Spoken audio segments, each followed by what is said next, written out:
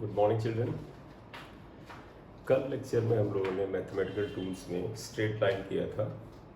अब आगे थोड़ा कोनिक्स में जाएंगे, पैराबोला से स्टार्ट करेंगे। तो पैराबोला इम्पोर्टेंट बहुत होता है फिजिक्स में, तो हम बात करना चाहते हैं पैराबोला। पैराबोला सबसे पहले बात है कि what is the equation of parabola. Equation of parabola is सबसे सिंपल इक्वेशन लिखें y square equal to K x. चीज ध्यान रखिएगा, k is a positive constant, मतलब k की वैल्यू पॉजिटिव ही होगी, नेगेटिव नहीं ले सकते आप, क्योंकि कांस्टेंट नेगेटिव में भी हो सकता है। जैसे +4 पॉजिटिव कांस्टेंट है तो -4 को नेगेटिव ले सकते हैं, यहाँ नेगेटिव नहीं हो सकता।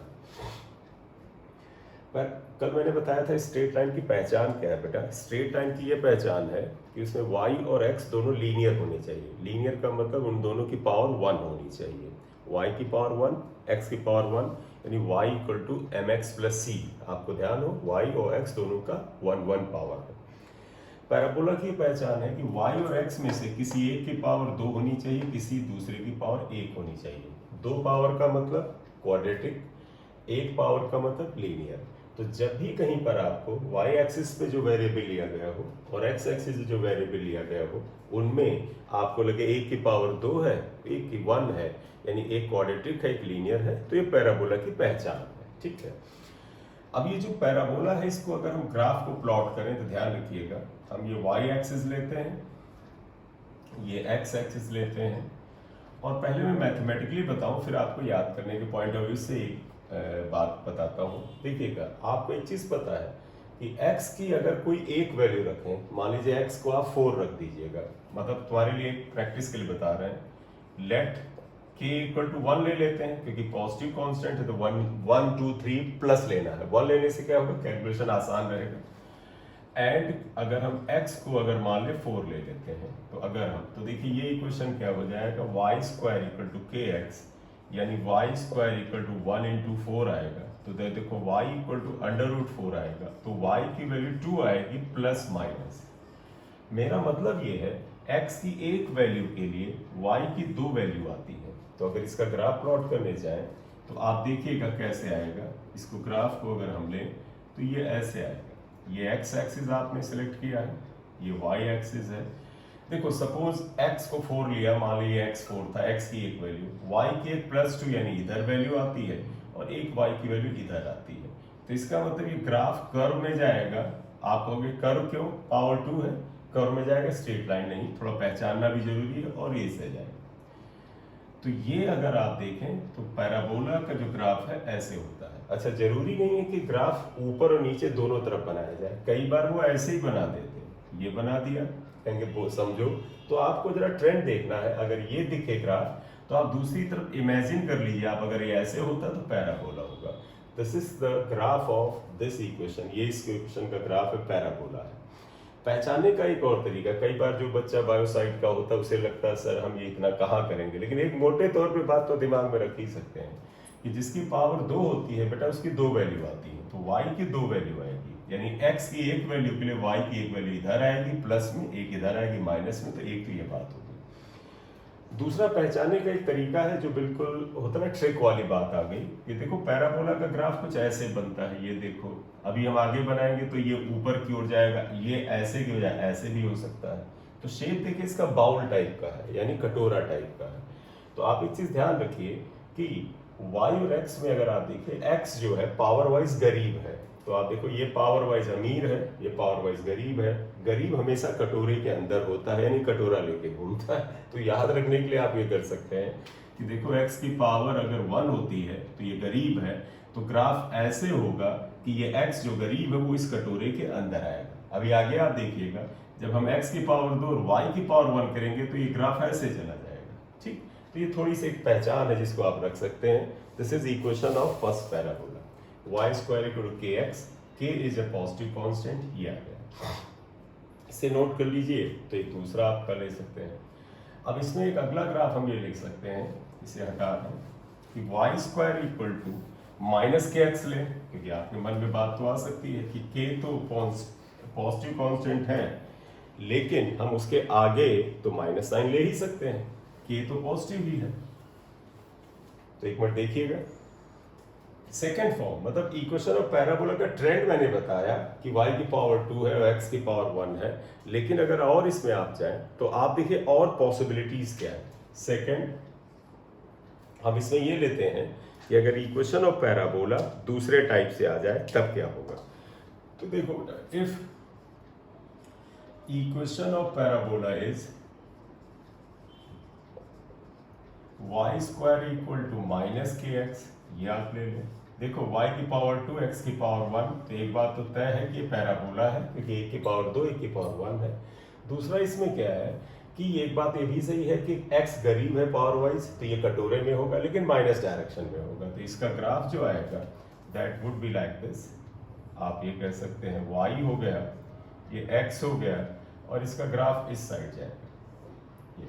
तो आप देखिएगा माइनस एक्स आएगा, क्यों? क्योंकि नेगेटिव साइन आ गया है। तो आप ये पाएंगे, देखिएगा ट्रेंड वैसा ही है, बिल्कुल वैसा। अगर हम अगला ले लेते हैं, if equation of parabola is, थोड़ा सा चेंज करते हैं। देखो अभी आप कहेंगे कि y की पावर 2 लिया था, अब हम x की पावर 2 लिखते हैं, इक्वल टू के एक्स हो, कंडीशन वही के पॉजिटिव कांस्टेंट है। अब आप देखिएगा एक्स स्क्वायर इक्वल टू के वाई लेंगे, इसमें आप ध्यान देना y की 1 वैल्यू के लिए यहाँ पर x की 2 वैल्यू आएंगी, यानी ये ग्राफ अगर हम इसका बनाएं, इसका अगर हम ग्राफ बनाते हैं तो कुछ ऐसा जाने वाला है। देखो x की 2 वैल्यू आएगी, y की 1 वैल्यू है। दूसरा वो देसी वाला तरीका बताइए क्या, कि जो गरीब होता है वो कटोरे में होता है, तो गरीब यहाँ पर कौन सा है, इक्वेशन नंबर 3 में अगर आप देखें तो ये गरीब यहाँ कौन है, y गरीब है। देखो y की पावर 1 है, तो उस हिसाब से देखो ट्रेंड ऐसे ही रहेगा, लेकिन ये गरीब ही आएगा, ये आएगा।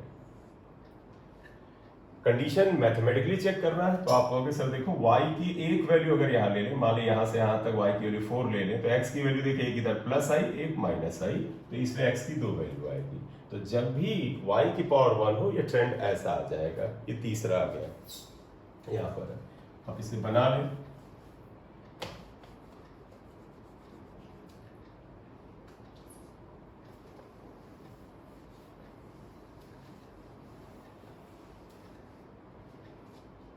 चलिए नेक्स्ट, ये इक्वेशन 3 थी, शायद मैंने 2 लिख दिया था, तो आप उसे 3 कर लीजिएगा। अब आएगा इक्वेशन 4, फोर्थ इक्वेशन अगर हम पैराबोला की देखें तो फोर्थ इक्वेशन क्या है, if equation of parabola is, देखो अभी हमने पहला y square equal to K x लिया था, अब x स्क्वायर इक्वल टू के वाई जो लिया था इसमें माइनस ले लेते हैं 4।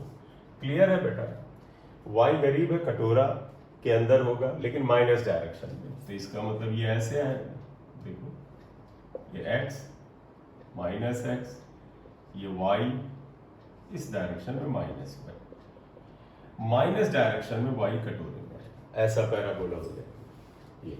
नेक्स्ट अगर आप लें एक, अब बेटा इनसे अलग हटके equation of parabola, if equation of parabola जो बड़ा ज्यादा हमारा प्रोजेक्टाइल मोशन में आता है इज, और वो हम इक्वेशन ऐसे ले रहे हैं, y equal to A X minus B X square. ये ट्रेंड पे अगर आप जाएं तो वैसे ही जैसा पिछला है, बस फर्क है टर्म बड़े हैं। देखो y की पावर 1 है लेकिन यहाँ x की पावर 2 है, आप कहोगे यहाँ पे भी है लेकिन ओवरऑल ये क्वाड्रेटिक है, क्योंकि 2 पावर होने को तो क्वाड्रेटिक।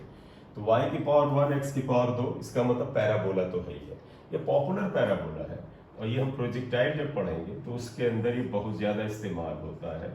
y और ये x है, ये पैराबोला बेटा ऐसे जाता है, ये इस तरह से जाता है, सिमेट्रिकल होता है, मतलब अपनी मैक्सिमम हाइट के दोनों तरफ इक्वली डिवाइडेड होता है, दिस इज लाइक दिस, ये पैराबोला आएगा, ये इसकी इक्वेशन आएगी। तो ये अगली पहचान।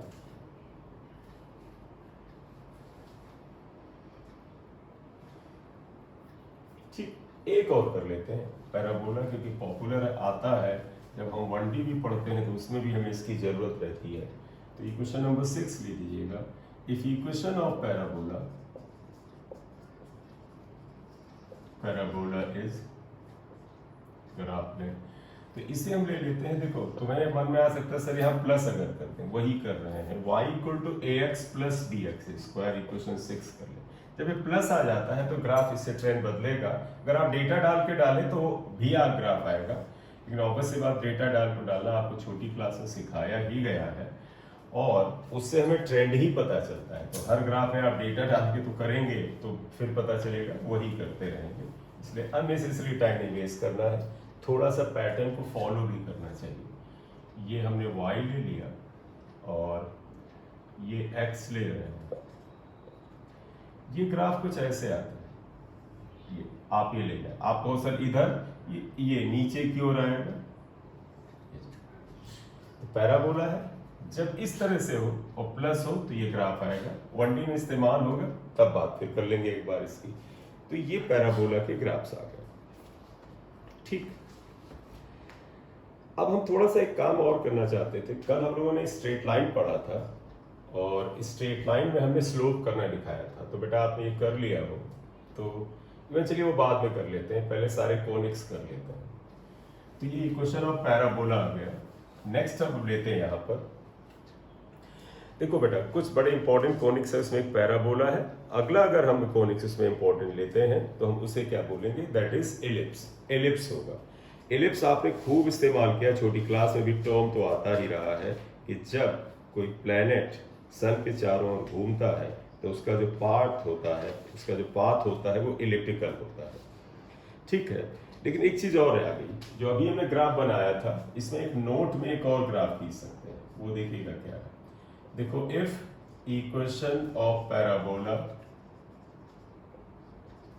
Is y square equal to kx, अगर हम y और x में ग्राफ प्लॉट कर रहे हैं तो आपने देखा कर्व यानी पैराबोला आता है। लेकिन अगर हमें graph y square versus x plot करना है, ध्यान रखिएगा फिर से हम यहाँ y नहीं ले रहे, y स्क्वायर ले रहे हैं।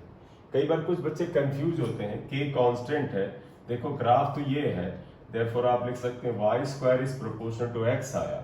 सुविधा के लिए काम करो, तुम कह सकते हो सर y एक्सिस पर हमने y स्क्वायर को लेना है तो हम इस एक्सिस को y डैश मान लेते हैं। चलो हमने कह दिया y डैश और y dash equal to y square ले रहे हैं, तो आप यहाँ मान लो let y square equal to y dash. बताओ ये इक्वेशन क्या हो जाएगी, y dash is proportional to x। अगर आप गौर से देखो तो ये उसी के तो इक्वल है कि y which is equivalent to, देखो which is equivalent to y equal to mx। कल जब हमने बताया था y इक्वल टू mx, देखो y की जगह y डैश है और m की जगह पे यहाँ पर k था, हमने हटाया है तो y is proportional to x करिए। अगर y इक्वल टू mx या y proportional to x is a straight line passing through origin, तो ऑब्वियसली बात है this is also straight line passing through origin. ये स्ट्रेट लाइन होगा, ध्यान रखिएगा y डैश और x ग्राफ स्ट्रेट लाइन होगा, ये पासिंग थ्रू ओरिजिन। ये तो ध्यान रखना, अगर y में ग्राफ ले तो पैराबोला था ऐसे x की तरफ से ऐसे, लेकिन अगर y dash equal to y square ले स्ट्रेट लाइन होगा। तो ये जरूर देखना फंक्शन किसको लिया गया है, तो ये तो मैंने आपको समझाने के लिए मिलाया।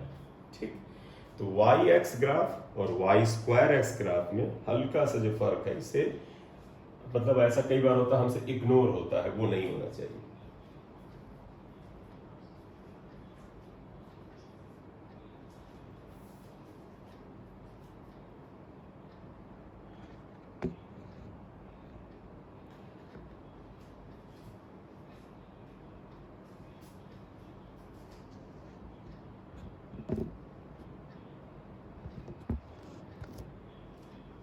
चलो नेक्स्ट एक ग्राफ ले लेते हैं। अब हमें जाना है बेटा, मैंने बोला था एलिप्स ले, एलिप्स।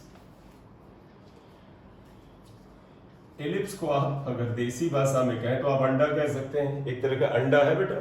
जैसे आप देखिए ओवल होता है, अंग्रेजी में कहें तो ओवल होता है शेप इसका।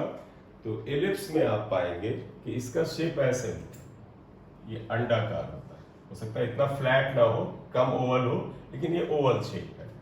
एलिप्स में दो एक्सिस होते हैं बेटा, ये पहला ये y एक्सिस अगर हुआ और ये x एक्सिस अगर आप ले लें, ये अगर गौर से देखो बेटा तो इस एक्सिस की एक्स एक्सिस की यहां से यहां तक की लंबाई ज्यादा है, ये लंबाई कम है।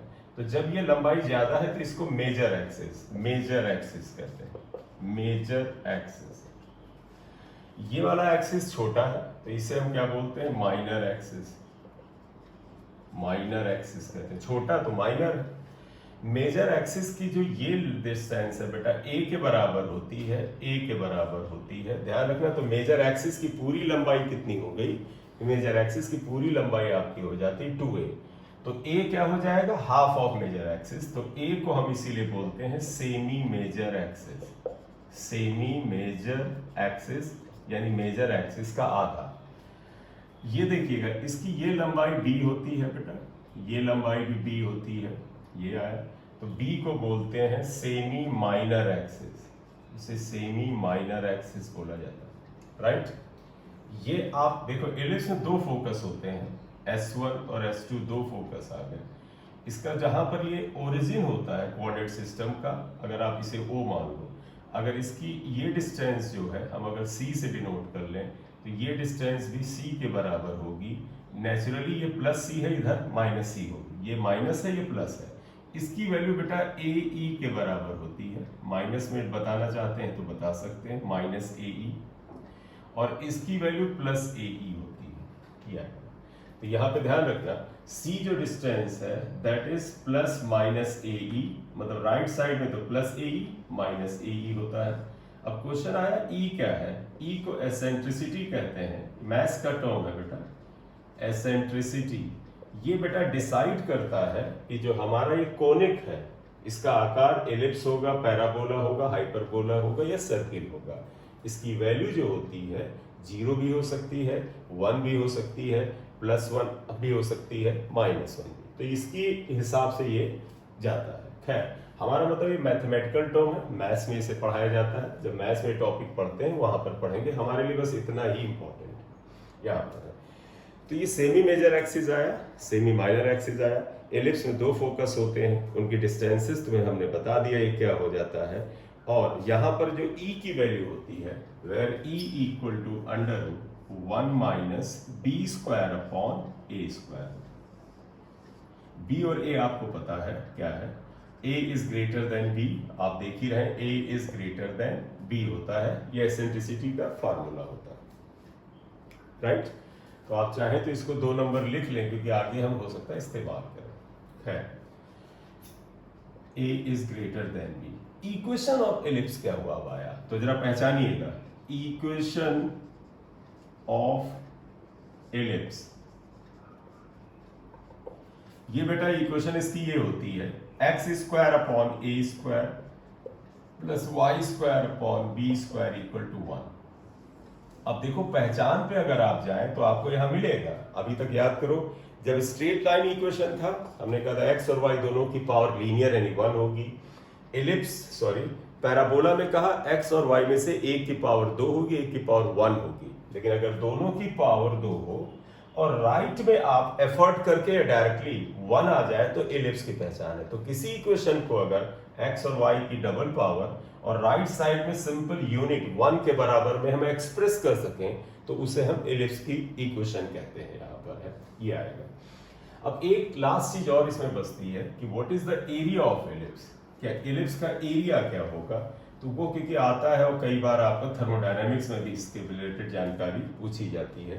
तो what is the area of ellipse, तो हम एरिया पे बात करना चाहते हैं, तो वो ध्यान रखिएगा। एरिया ऑफ एलिप्स इज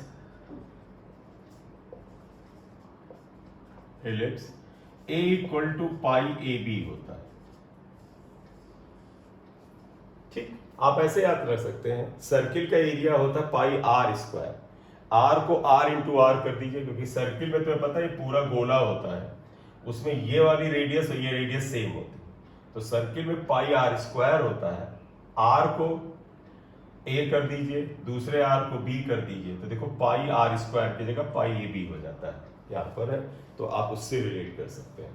तो इट वाज एलिप्स। एलिप्स का यूज ग्रेविटेशन में होता है और थोड़ा सा हमें इसकी जरूरत जो है कुछ जगह पर लिसेजस फिगर जो होता है सिंपल हार्मोनिक मोशन में, जिसे हम सुपरपोजिशन ऑफ वेव कहते हैं, या सुपरपोजिशन ऑफ हार्मोनिक वेव्स कहते हैं, वहां पर आपको मिलता है इसका इस्तेमाल।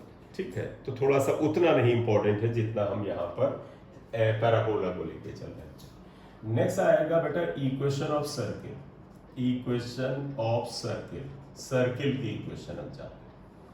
एक काम करते हैं, हमने जो अभी एलिप्स लिया था उसी को हम अगर उठा के चलें तो वहां से हम सर्किल के बारे में जानकारी निकाल सकते हैं। कैसे, देखिएगा।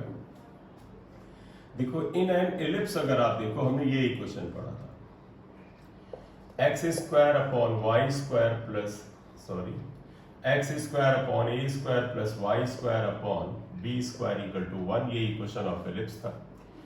एंड हमने पढ़ा था e की value √1 minus b square upon a square होगा। आपकी सहूलियत के लिए बताएं, एलिप्स ऐसे था, ये डिस्टेंस a के बराबर थी और ये डिस्टेंस b के बराबर थी। अगर a और b बराबर हो जाए, a और b अगर सेम हो जाए, तो आप देखिएगा इसे इक्वेशन 2 रखिएगा। If b equal to a और हम मान लें लेट हमने r के बराबर मान लिया, तो आप देखिएगा देयरफॉर e की वैल्यू क्या हो जाएगा, √1 minus R square upon are square cancel होगा, तो √1 माइनस 1 इक्वल टू 0 आएगा, e इक्वल टू 0 होगा। तो अगर a और b यानी सेमी मेजर एक्सिस और माइनर एक्सिस, मतलब ये डिस्टेंस और ये डिस्टेंस अगर बराबर हो जाए, तो तुम खुद बताओ बेटा, अगर मैं यहाँ बताऊं, अगर b a के बराबर हो जाए तो ये वाली दूरी बराबर होगी, तो इसका आकार बदल के सर्किल जैसा ऐसा हो जाएगा। तो इसलिए आप ध्यान देना, एसेंट्रिसिटी e की वैल्यू 0 होती है किसके लिए, सर्किल के लिए। अगर हम a और b को 0 करते हैं तो इसका आकार चेंज हो करके, देखो a इक्वल टू b, अगर if a equal to b आया तो ये सर्किल हो जाता है। आप कहोगे ये भी r हो गया, ये भी r हो गया, इसको हमने r से अज्यूम किया था। तो अब आप बताइएगा, इक्वेशन ऑफ सर्किल जानते क्या होगा, यहां पर r और यहां पर r कर दें, ये स्क्वायर है, r कर दें तो आ जाएगा। लिखो देन इक्वेशन 1 बिकम्स, देखो x square upon a square को क्या लिख दो, r square, plus Y square upon b square को, देखो बी को भी r लिख लो, y square upon are square equal to 1। तो ये हो जाता है x square plus Y square equal to are square. जरा पहचानना बेटा, एलिप्स में क्या होता है, ये दोनों अलग होते हैं और इधर 1 आता है। यहां पे ध्यान देना, ये दोनों सेम होते हैं तो ये सर्किल बन जाता है। संभाल के लिखो, तो X square plus Y square equal to are square, जहां पर r is the radius of circle. देखो सर्किल का रेडियस होता है, तो where r is radius of circle, या थोड़ा सा इसको लिख लें, which is equation of circle,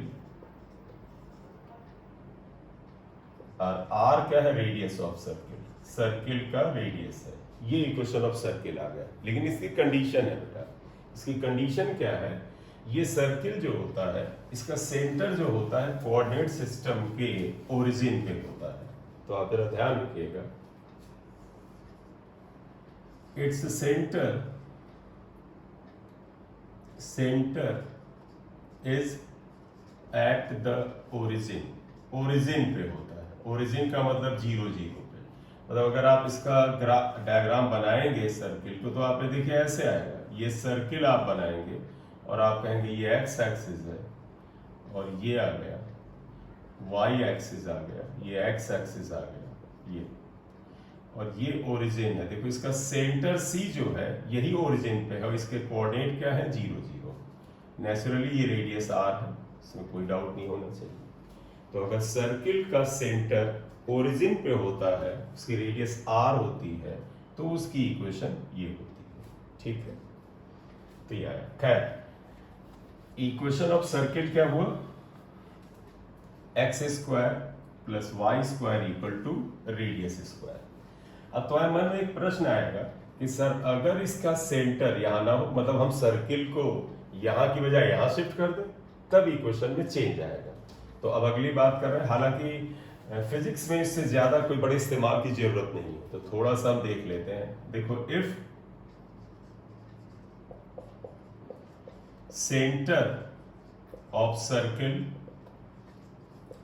is at any point x1 y1, मतलब सेंटर 0 0 पे ना हो, x1 y1 पर हो, then equation of circle is x minus, देखो हमने क्या लिखा था इक्वेशन को, x square plus Y square equal to radius square, लेकिन अब यहां जानते क्या हो जाएगा, x minus x1 square plus y minus y1 square equal to radius square, ये सर्किल आ जाए। तो इसका फॉर्म इस तरह से आ जाए। अब आपके मन में बात आएगी कि इस सर्किल को हम कैसे शो करें, तो पहला वाला सर्किल अगर हटाएंगे और इस सर्किल को शो करें तो देखिएगा इसका ग्राफ क्या आएगा या कैसे बनेगा। तो इस सर्किल को यहाँ शो कर रहे हैं, देखिएगा ये हमने सर्किल बनाया, इसका सेंटर C है, इसके कोऑर्डिनेट x1 और y1 है, इसका रेडियस जो है वो r के बराबर है, ये सेंटर है। निश्चित रूप से कोऑर्डिनेट सिस्टम का जो ओरिजिन है वो यहाँ कहीं होगा, ये ओरिजिन आया ये, तो आप देखिए यहाँ पे नहीं है, यहाँ कहीं पर है, नेचुरली इसके कोऑर्डिनेट x1 y1। तो ये जो लास्ट इक्वेशन आई है इसे हमने 2 स्टार से लिखा है, ये थोड़ा सा फिजिक्स में, क्योंकि हम यहाँ पर अप्लाइड मैथ्स पढ़ते हैं, अप्लाई करने के लिए यहाँ इतना ज़्यादा इस्तेमाल नहीं है यहाँ पर। तो ये इक्वेशन ऑफ सर्किल आया, नोट कर लें।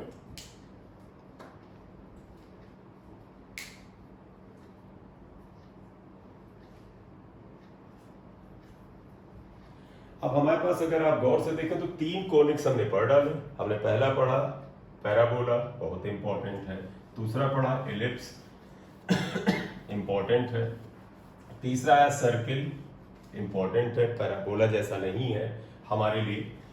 अब लास्ट है, इसे हम बोलते हैं हाइपरबोला या रेक्टेंगुलर हाइपरबोला। तो नेक्स्ट आएगा हाइपरबोला या रेक्टेंगुलर हाइपरबोला, ये भी हम बोलते हैं। इसी फिजिक्स में बड़ा इस्तेमाल होता है। देखो इफ इक्वेशन इज, इसकी इक्वेशन बेटा ऐसे है, x और y का प्रोडक्ट अगर कांस्टेंट हो तो ये रेक्टेंगुलर हाइपरबोला है। मतलब जो x एक्सिस पे वेरिएबल लिया है, y एक्सिस पे लिया है, उनका मल्टीप्लिकेशन अगर कांस्टेंट हो तो इसे हम रेक्टेंगुलर हाइपरबोला कहते हैं। यानी एक्स वाई इक्वल टू अगर हम k लिख दें, जहां k कांस्टेंट है, तो ये रेक्टेंगुलर हाइपरबोला हो गया, k इज ए कांस्टेंट। तो इसका मतलब हुआ कि अगर आप इस इक्वेशन को लिखें, इधर ले आते हैं, तो देखिएगा y is proportional to 1/x आ गया। यानी y और x में अगर रेसिप्रोकल का इनवर्स का रिश्ता हो तो आप समझ लीजिए रेक्टेंगुलर हाइपरबोला। बेटा दोनों का प्रोडक्ट कांस्टेंट हो या दोनों में इनवर्स का रिलेशन और रेक्टेंगुलर हाइपरबोला है। ग्राफ बड़ा पॉपुलर है, फिजिक्स में खूब आता है। अब वो कैसे है, इसे आप y ले लीजिए, इधर x ले लीजिए, जरा देखिएगा। देखो x की वैल्यू अगर बढ़ेगी तो y की वैल्यू घटेगी, यानी ग्राफ ये जाएगा और ऐसे जाता। अब आप कहोगे क्या ये ग्राफ y एक्सिस पे यहां से कहीं टच करेगा, क्या x पे टच करेगा? एक बार चेक कर ले।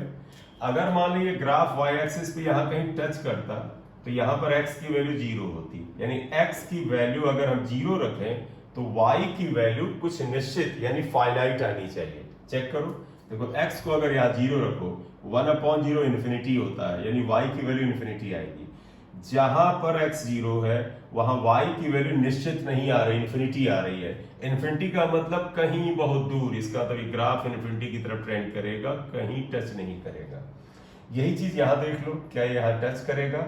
तो देखो बेटा इस जगह पर y की वैल्यू भी 0 है, तो आप ऐसा करो कि अगर आप लिखें, और इसे हम ऐसे भी तो लिख सकते हैं, x is proportional to 1/y।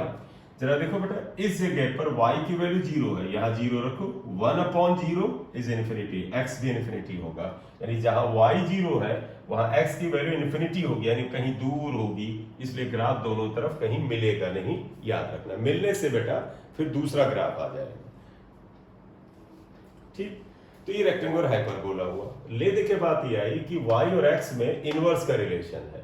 बेटा अगर हम यहां पर एक चेंज और करें, अगर हम कहें कि x और y में इनवर्स का मतलब हम उसी पे जाएंगे बेटा, क्योंकि हमारे वहां इनवर्स स्क्वायर लॉ पे सवाल रहते हैं, तो इसलिए उस पे आते हैं। क्योंकि आपके पास चाहे लॉ ऑफ ग्रेविटेशन ले, तुम याद करो ग्रेविटेशन फोर्स क्या होता है, GM1 M2 upon are square, यानी 1 अपॉन आर स्क्वायर के फॉर्म में बहुत सारे आते हैं। देखो अनदर फॉर्म ऑफ हाइपरबोला या रेक्टेंगुलर हाइपरबोला इज, अब वो ये है, आप ये कह सकते थे sir X square Y equal to constant लिख लें तो इसका भी ट्रेंड काफी कुछ मिलता है। बिल्कुल हो सकता है बेटा, y is proportional to 1 upon X square कर दें तो ये भी आप वही कर सकते हैं। तो आप इस इक्वेशन को मान लेते हैं a1 लिख लें, इस इक्वेशन को a2, ये है। अगर आप इसकी इक्वेशन यहाँ पे खींचें तो देखिए क्या आता है, ये x है, ये y है। x की वैल्यू बढ़ाते जाओ, देखो 0 रखो, 1 रखो, 2 रखो, 3 रखो, y की वैल्यू घटती जाएगी और बड़ी तेजी से घटेगी। ये भी आया इसी का ग्राफ। अब आप कहोगे सर ट्रेंड तो बिल्कुल पिछला ग्राफ है, ये ग्राफ तो सेम ही लग रहा, फर्क क्या है? अलग अलग बनाओगे फर्क नहीं कर पाओगे, लेकिन अगर हम एक ही साथ बनाए तो फर्क कर लेंगे। तो बेटा ये ग्राफ इसका है। तो अब मैं अगर तुम्हें ये समझाऊं कि दोनों ग्राफ से अंतर क्या है, तो आप देखिएगा जरा, मैं दोनों ग्राफ्स में अंतर अगर बताऊं, एक एग्जाम्पल लेते हैं।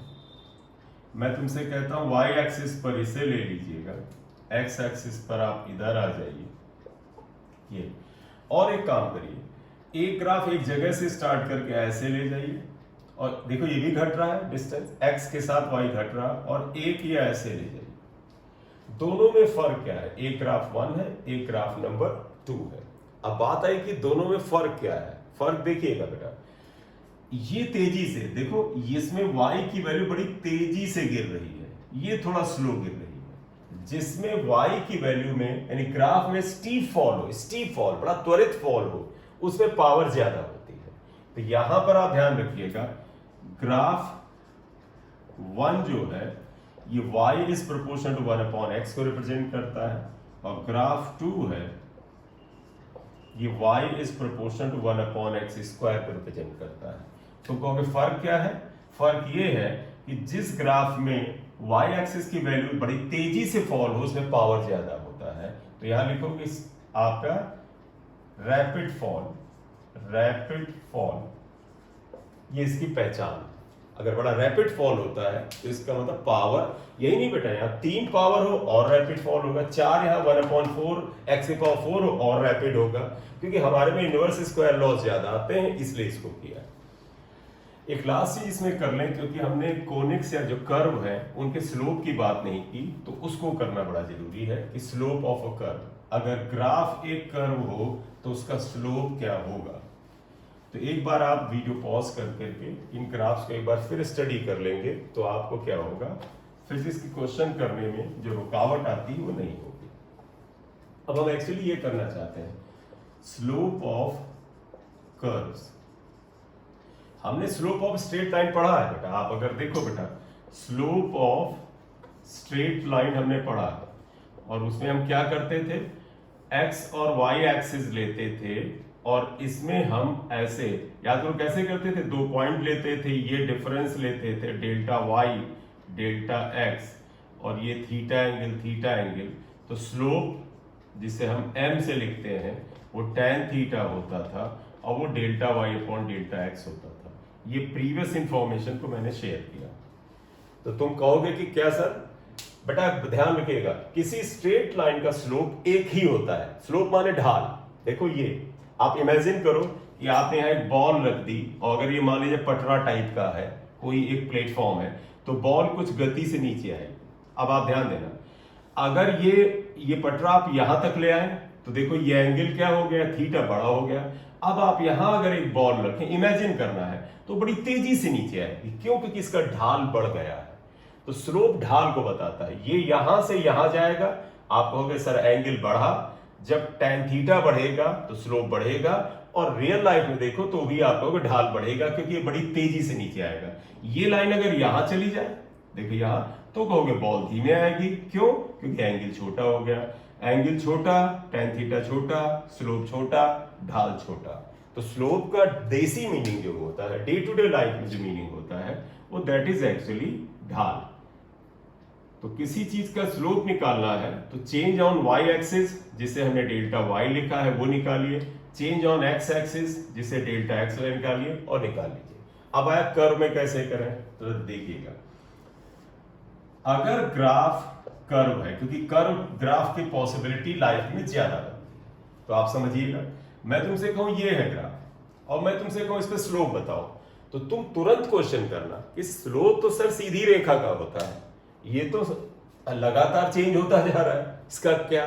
तो बेटा ध्यान रखना, कर्व में स्लोप हर पॉइंट पर अलग अलग होता है। देखो यहां पे अलग ढाल है, यहां का अलग, यहां अलग, यहां अलग। तुम इमेजिन करो कि ये मान लो एक तरह से झूला होता है, एक स्विंग होता, तुम यहां बैठते तो धीरे धीरे नीचे आते, लेकिन जैसे ही इस जगह पे आते बड़ी तेजी से नीचे आते, यहां आते तो बड़ा साए से आते, यानी यहां पे ढाल देखो बड़ा कम, थोड़ा बढ़ गया, थोड़ा बढ़ा, और बढ़ा और बढ़ा बड़े तेजी से। इसका मतलब ढाल अलग अलग है।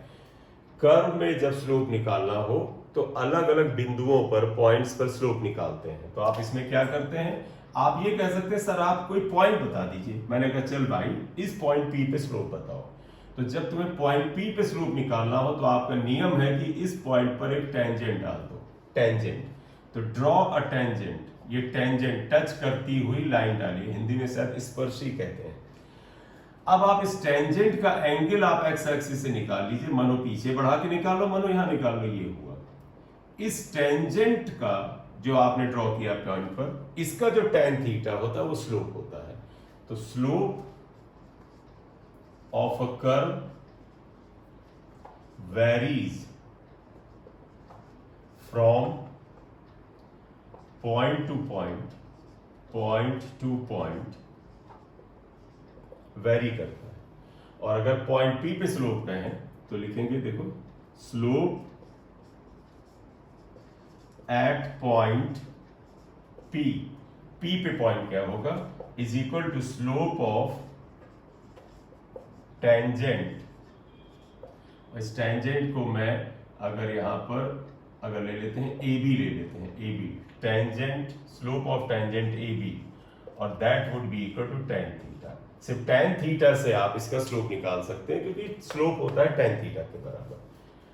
तो इसका मतलब हुआ अलग अलग पॉइंट पर कर्व में स्लोप अलग अलग होगा। इसे नोट कर लीजिए, कुछ इसके एप्लीकेशंस ले लेते हैं। तो ये आ गया स्लोप।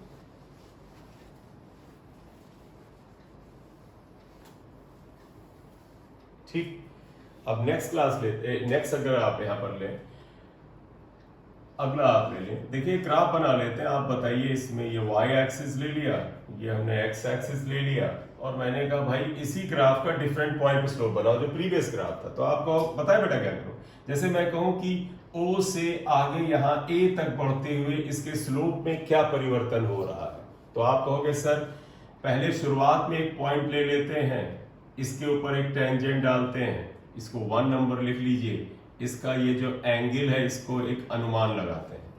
फिर थोड़ा आगे बढ़िएगा, 2 नंबर पॉइंट लिया, टेंजेंट डाला और एंगल का अनुमान लगाया। तो देखो ये एंगल बड़ा था, ये थोड़ा छोटा हुआ। आगे जाइएगा, फिर टेंजेंट डालिए और फिर एंगल का अनुमान लगाइए। अनुमान मतलब असेसमेंट कर रहे हैं, कोई मेजरमेंट तो कर नहीं रहे हैं। फिर आप एक एंगल का अनुमान लगाइए, पॉइंट नंबर 3 पे आया, ये थीटा 3 आया। देखो बेटा यहां से यहां तक अगर हम बढ़ते जा रहे हैं तो एंगल जो है वो घट रहा है। तो आप देखिएगा, since theta 1 was greater than theta 2 was theta 3, ये बड़ा, ये छोटा और छोटा। अब इसका टेन थीटा निकालो, क्योंकि स्लोप के बराबर होता है टेन थीटा 2, टेन थीटा 3। इसका मतलब tan theta 1 is the slope eight A 1 point, second point, third point. तो बताओ बेटा, m1 बड़ा, m2 छोटा, m3 और छोटा, यहां स्लोप ज्यादा, यहां कम, यहां और कम। ये ग्राफ बता रहा है कि O से A तक जाते हुए इसका स्लोप घट रहा है। तो graph shows this, graph shows decreasing slope, ये घटते हुए स्लोप को बता रहा है, राइट। तो ये ग्राफ घटते हुए स्लोप को रिप्रेजेंट करता है। इसे बना लें।